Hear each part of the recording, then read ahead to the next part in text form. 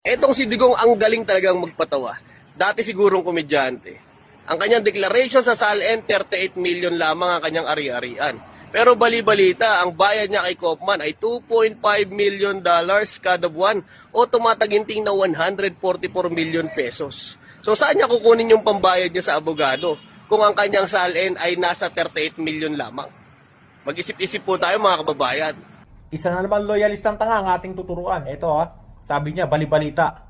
Balibalita. Kanino galing ang balibalita? Sa inyo rin, na mga kagaya yung fake news, na gumagawa ng mga fake news. Kayo lang din yan eh. Yung mga paninira niyo sa mga Duterte, ay wala yan. Ito, bibigyan kita ng resibo Ito, nanggaling mismo sa ICC. Mag-research kasi kayo bago kayo gumawa ng balita. O talagang sinasadya nyo nang hindi mag-research kasi nga gusto nyo talagang sirain ang mga Duterte. Ito, Duterte has applied for legal aid from the International Tribunal, meaning the court will cover the cost of his defense services.